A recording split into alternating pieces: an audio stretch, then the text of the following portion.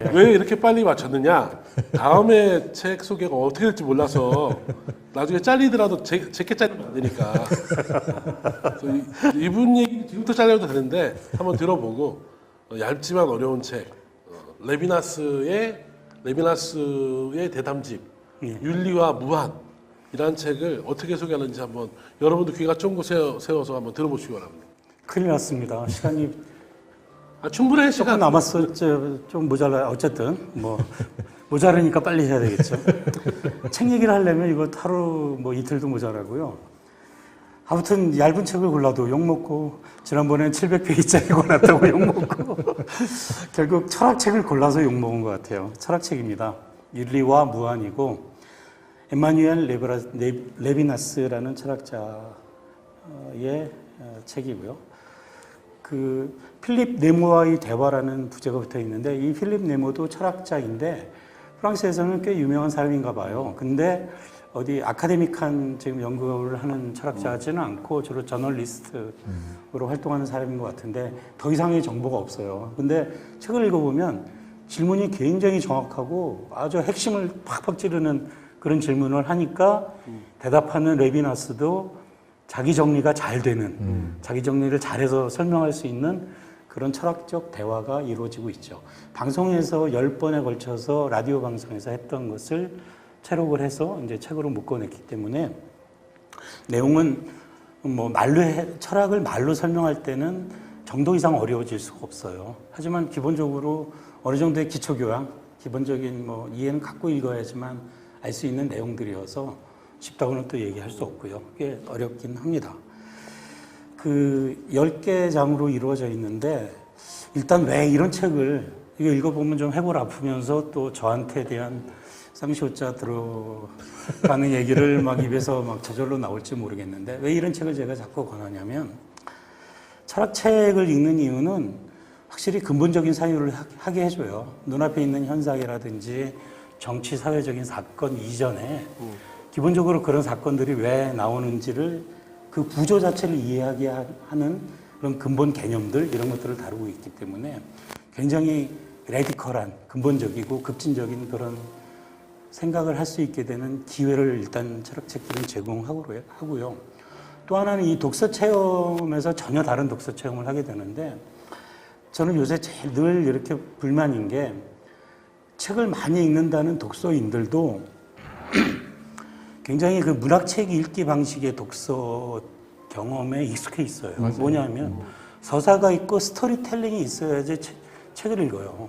그렇지 않고 순수하게 사유, 개념들, 복잡한 논리 구조로 짜여져 있는 책들, 이런 책들은 딱 펼치기 시작하면 벌써 한두 페이지 지나가면 역자를 욕하거나 저자를 욕하거나 이럽니다.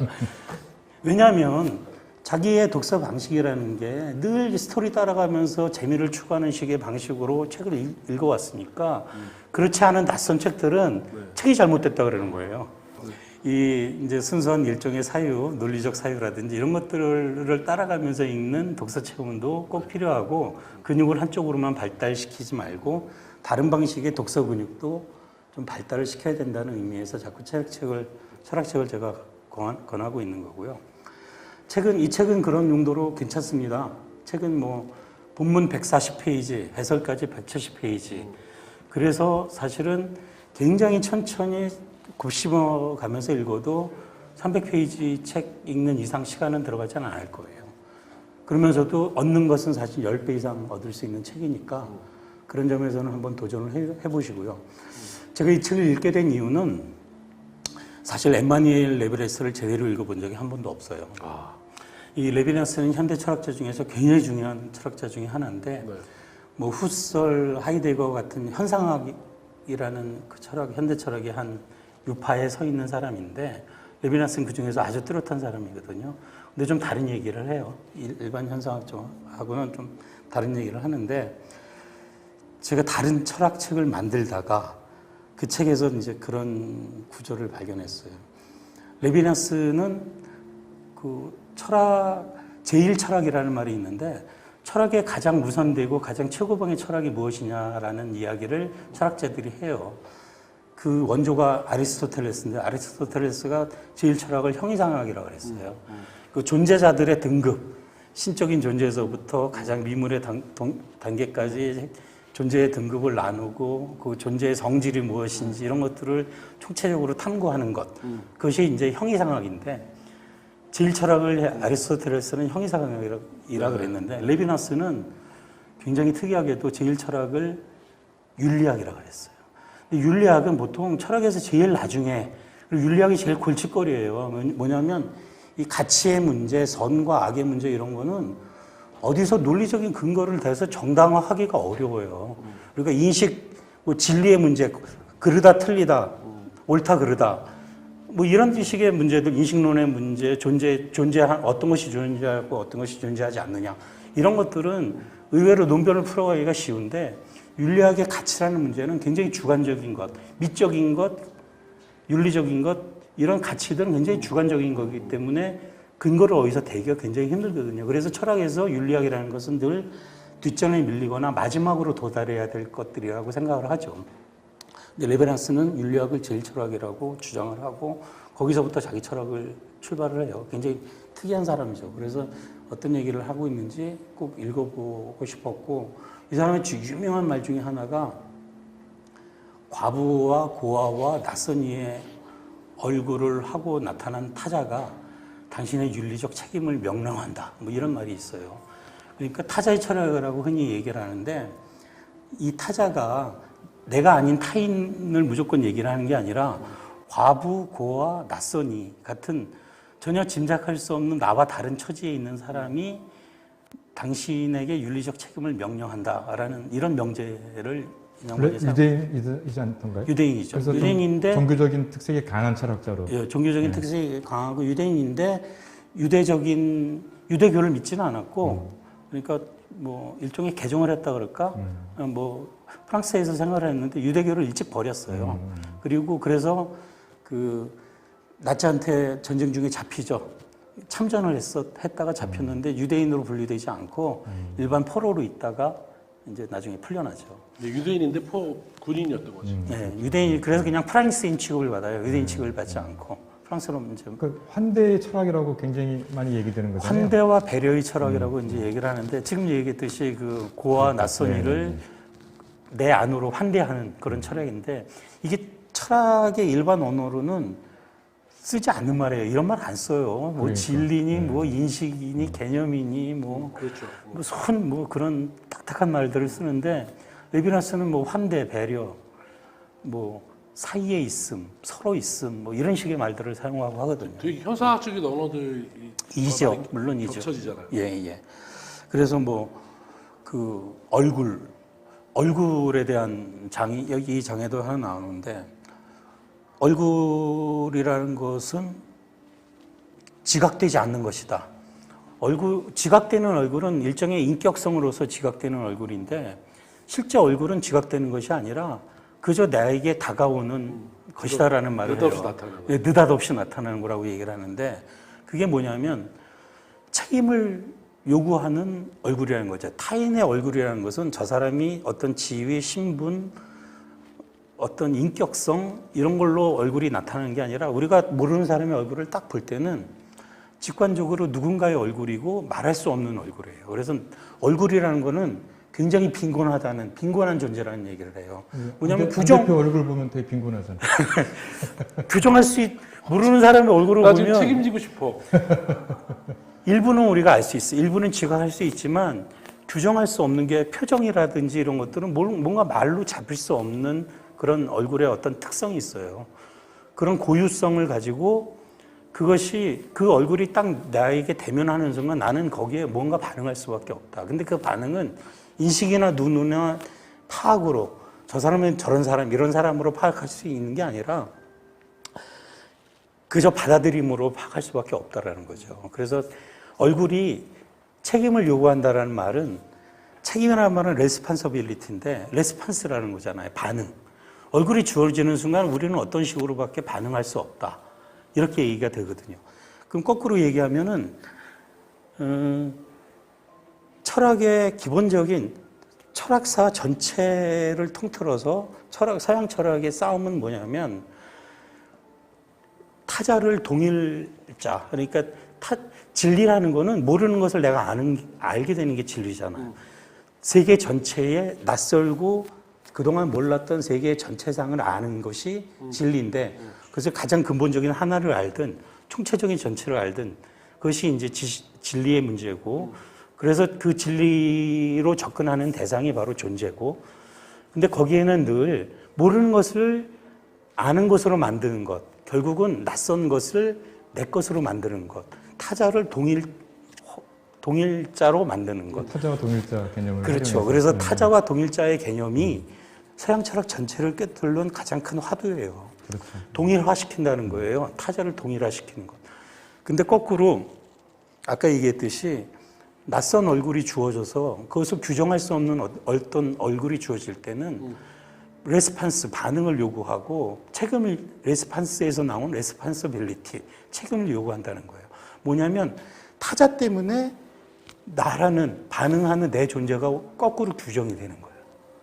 그러니까 나라는 것이 처음부터 나라는 자아의식이라든지 나의 알미라든지 이런 것들이 확고하게 있어서 여기에 들어오지 않는 타자나 자연이나 이런 것들을 내 것으로 만들기 위해서 노력하는 게 아니라 타자가 있음으로 해서 나의 반응이 생기고 내가 누구인가, 나라는 자기의 정립이 생긴다라는 거예요. 굉장히 충격적인 거예요. 이거는 서양 철학에서는 타자에서 출발해서 나로 오는 그런 철학인 거죠. 정치적으로 보면 탈식민주론이기도 하네요. 아니, 그동안에는 타자를 지배하고 이런 논의는 그렇죠. 기독교적인 마인드를 갖고 있으면 원래 되게 이해가 가죠. 네. 이해가 빡 오는 그렇죠. 예. 메시아만 떠올려도 메시아는 자기가 책임지지 않는 것에 대해서 가난하고 낯선 자들의 죄까지를 책임을 지면서 자기가 저지르지 않은 짓을 책임감을 가지고 끝까지 목숨까지 던져가면서 그렇죠. 그들과 함께하려고 했다는 점에서 여기도 메시아에 대한 얘기가 나오고 신비주의에 대한 얘기가 그래서 나오는데 레비나스를 국내 소개한 철학자가 강영환 교수예요. 강영환 강영환 선생님이 교수가 기독교적인 독실한 철학이 있는 분이죠. 철학자예요. 예. 저도 강영한 책 읽고 나서 네. 레비나스 철학을 네. 그림을 그려봤거든요. 초창기 지금은 이제 그린빌에서 레비나스 선집이 나오는데 처음에 레비나스를 한 게 이제 강영환 교수. 그러니까 이 타자가 재밌는 게요. 타자라는 낯선이라는 게 타자는 자연일 수도 있고 내가 모르는 무엇이고 나에게 갑자기 뚝 하고 나타난 무엇인 거죠. 짐작할 수 없고 예측할 수도 없는 건데 신도 그렇죠. 어떤 명령, 계시 같은 게 그래요. 초월적으로 이것은 내가 원한다고 내가 간절히 원한다고 오는 게 아니라 나에게 어느 날 뚝 떨어지는 어떤 명령이라든지 계시라든지 신비적인 체험이거든요. 그래서 타자는 어떤 의미에서는 무한이라는 건 신이잖아요. 무한한 경험의 계기인 거예요. 심지어는 사랑도, 에로스도 그렇게 얘기를 해요. 가령 플라톤 에로스는 떨어졌던, 원래 자기였는데 떨어졌던 것을 다시 합치는 것이 에로스거든요. 그래서 이제 그 잃어버린 나의 반쪽, 그것이 합치되는 게 에로스의 완성이라고 보는데, 레비나스는 에로스는 완성되지 않고 계속적으로 나로 하여금 끌어들이는 일종의 다이내미즘이라고 얘기를 해요. 그러니까 무한이고 타자인 거죠. 그래야만 에로스가 성립이 되고 에로스로서 우리가 이제 살아갈 수 있다라는 얘기까지 하거든요. 옛날에 그런 방식의 얘기를 타자는 하는데 지옥이다라고 하지 않았어요? 사르트르. 누가 그랬죠? 사르트르가 한 거예요? 사르트르. 타인은 지옥이다 누가 타인은 그랬죠? 사르트르. 사르트르가 한 사르트르가 그랬죠. 그거하고는 다른. 그러니까 근데 그런 의미에 레비스는 아니요. 무한. 그렇죠. 사르트르하고 다 다른- 통해요. 네. 타인은 지옥이라는 말이 나쁜 의미로 지옥이지만 하이데거도 그랬고 공포라 그러거든요. 그러니까 알 수 없는 불안이나 공포로 나에게 다가오는데 레비나스는 불안이라 그러지 않고 처해 있다라는 말을 써요. 어딘가에 처해 있다라 그래서 아펙트는 이제 최근에는 정동이라고 번역을 하는데 그 어떤 기분 상태에 내가 처해 있는 거예요. 내가 원하지 않는데 어떤 기분에 빠지는 거예요. 그것이 타인이 나에게 다가오는 것은 알 수 없기 때문에 근데 이제 불안하고 두려운 기분이지만 그래서 반드시 공포나 죽음이라고까지 아니요. 얘기할 수는 없지만 단 나를 자극하고 나로 하여금 뭔가를 깜짝 놀라게 만들고 반응하게 만드는다는 그런 의미에서는 이제 두려움이죠. 그런 의미에서는 두려움인데 중요한 건 여기서 반응 책임이라는 것이 책임이라는 말이 윤리적인 언어잖아요. 그 윤리적인 왜 갑자기 여기서 윤리가 나오나? 어떤 도덕적인 책무를 요구를 한다는 거죠. 뭐냐면 그런 식의 그 반응이라든지 책임 의식이라는 것은 인식론적인 차원이 아니라 실제로 삶에서 실천해서 뭔가를 나로 하여금 변화되게 만들고 뭔가를 하게끔 만든다는 거죠. 그러면서 윤리적인 어떤 행동, 윤리적인 실천의 출발점이 되는 거죠. 그래서 책임성이라는 것, 책임이라는 것이 환대, 타자를 환대하는 마음, 그건 뭐 굉장히 윤리적인 가치잖아요. 그런 방식으로 이제 윤리가 성립이 되고 윤리가 출발한다는 거죠. 그런 식의 윤리적인 구조를 존재론, 인식론의 가장 밑바닥에, 지금 제 말씀을 들어보시면 알겠지만 밑바닥에 두고 출발을 하는 게 이 레비나스라는 사람의 철학입니다. 굉장히 재미있습니다. 엉뚱한 얘기하면 국내에 나온 책들 중에 좋은 책들이 라디오 강연이나 그렇죠. 라디오 대담집이 있어요. 네네. 그러니까 이에치카가 했던 역사란 무엇인가가 BBC 리스 강자예요. 리스가 누구냐면 BBC 초대 사장. 그 사람을 기념해서 전 세계에서 영어를 하는 학자를 데리고 와서 방송을 그 자기 강의를 시키는 거예요. 근데 그게 뭐 아프리카 작가도 있고요. 그래서 우리가 일반 독자 교양인들이 책을 고를 때 BBC 라디오에서 강연한 내용을 좀 고르셔도 되게 그 입문으로 좋아요. 그 사람을 알아보는데 그 대단집도 있어요. 홉스봄 같은 경우는 이탈리아의 신문 기자가 대담을 한 책이 있었어요. 그게 홉스봄의 또 역사 사상을 정확히 잘 이해하시죠. 역사관을 이해하는 데 되게 좋고. 그래서 그 텔레비전보다는 텔레비전이라는 거는 지식인들이 말하기가 상당히 불편한 게 많잖아요. 맞아요. 이 영상이 동원돼야 장치가 되니까. 많으니까. 그런데 이제 라디오는 말로만 하니까 그래서 우리는 좀 그런 전통이 약한데 여하튼 그래 참 노드로 프라이라도 유명한 사람이 있었는데 그 시나무랑루라는 책이 절판된 상태인데 그건 또 캐나다 라디오 방송이고 그 샌델의 스승인 그 찰스 테일러도 캐나다 방송에서 라디오에서 방송했던 원고가 국내에 나온 게 있어요. 우리도 그럼 앞으로는 이렇게 검게 해놓고 그냥 목세만 던질까요? 그래서 이렇게 내가 어떤 철학자의 그 철학자한테 다른 사람이 쓴 입문서가 아니라 본인이 정리한 그게 제일 좋잖아요. 자기를 정리해준 그렇죠. 자기 철학을 요약해준 책을 찾고 싶으실 때 라디오 방송 대본 이걸 찾아보시면 굉장히 좋은 책입니다. 저것도 이제 라디오 방송에서 대담했다고 하니까. 예. 나는 이 책 읽으면서 이게 라디오 방송 대담이긴 한데 프랑스 사람들이 기본적으로 이제 레비나스에 대한 그 기본 이해가 있나 보다. 어느 정도 있겠죠. 기본 우리보다. 이해가 있지 않고서는 이거를 라디오 만약에 이런 언어를 똑같이 우리나라 라디오 방송했다면 아마 불날걸요. 네. 그러니까 대담의 단점이 그 나라의 지적 수준, 그러니까 그 작가에 대한 이해도하고 관련이 있어서 본인이 강의한 거는 대체로 자기 요약이 잘 되는데 대담은 좀 그럴 때 우리한테는 좀 높은 수준일 수가 있어요. 그렇죠. 그런 것도 잘 판단해야 돼요. 그다음에 이게 아마도 프랑스 말로 프랑스의 사상풍토에서 설명할 때는 우리가 번역해서 읽는 것보다는 훨씬 쉽게 들릴 거예요. 근데 우리는 그런 것 같아. 이 프랑스 말에 존재하지 않는 우리말에 존재하지 않는 어떤 단어를 우리말로 옮겨야 되니까 이해하다 보면 아까 또 아펙트 이런 말을 하면 걔네들은 무슨 말인지 금방 아는데 우리는 정동 이런 식으로 옮긴단 말이죠. 그것도 최근에 처해 있음 이런 식으로 옮길 수밖에 없고. 정도라고 최근에 이제 번역가 또 새로 고쳐서 나온 거라. 근데 이제 그 사람들이 흔히 쓰는 일상 언어에서 그런 말이 쓰일 때 용법이라든지 이런 것들을 감은 잡고 있으니까 그런 방식으로 대화가 이어지면 철학서적 번역하는 사람이 우리보다 훨씬 쉽겠죠. 언어를 잘 만들어야 될 것 같아. 그래서 저는 늘 얘기하는데 좀 어려운 부탁이긴 하지만 용어 해설이 들어가야 된다고. 그러니까 용어 해설이 좀 뒤에 들어가서 그거를 해야 독자들이 아는데 그 이상길 교수가 이렇게 이제 그 브루드웨이에 관련된 책을 하나 번역한 게 있는데 거기 뒤에 보면 용어 해설을 본인이 달았어요. 정말 성실한 거죠. 근데 거기도 브루드웨이 대담집이 들어있는데 잘 모르면은 어려운 거예요. 브루드웨이를 모르는 사람들이 그 사람의 철학을 다 정리한 대담이라서 번역이 된 건데 읽어보면 어려워요. 브루드웨이를 모르면. 근데 뒤에 용어 해설이 있어서 그걸 보면 굉장히 또 상대적으로 쉬워지는 게 있거든요. 그래서 4월의 책부터 좀 철학책 낼 때 뒤에 용어 해설 좀 하시고. 아니 그런 책이 있어요. 이반 일리치는 용어 해설이 잘 되어 있어요. 레비나스라고 하는 철학자를 저는 되게 좋아해요.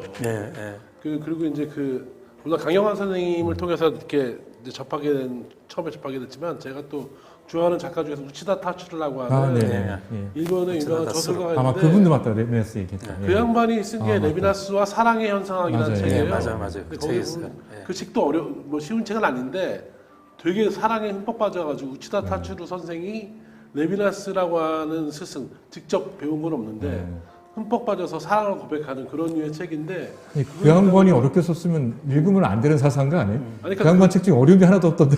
그래서 우치다 타츠루는 최대한 쉽게 그러니까. 이제 레비나스 설명을 했지만 레비나스의 말 자체가 어려워서 그걸 이제 설명하는 구조가 좀 복잡해진 거지.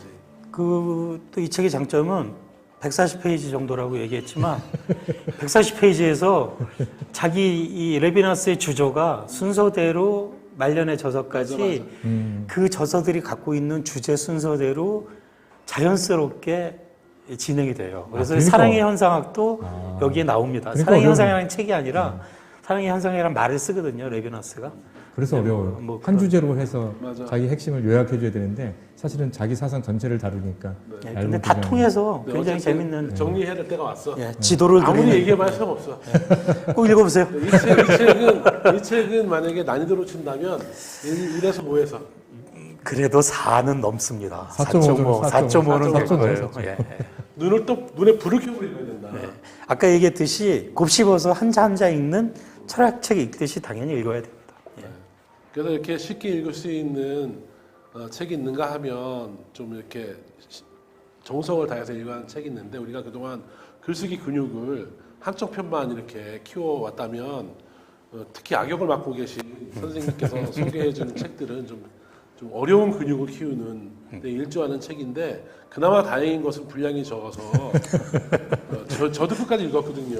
읽는데 뭐 시간이 많이 걸리진 않아. 시간이 많이 걸리진 않고 그리고 이제 다는 이해 못한다고 하더라도 철학책이 한 3분의 1 정도나 3분의 2 정도 이해하면 어유 엄청 많이 뭐 이해하는 거죠. 흥미진진한 이해도가 되니까 저 안에서 굉장히 멋있는 말도 많거든요. 그 저런 책을 읽고 나서 막 그 화를 내면서 추천한 사람 욕을 바가지로 하는 할 때 그 그러니까. 쾌감도 있지 않습니까? 네, 그런 것도 있어요. 두 번 일단 읽으세요, 두 번. 여러분도 꼭 사서 읽어보시고 욕해 주세요.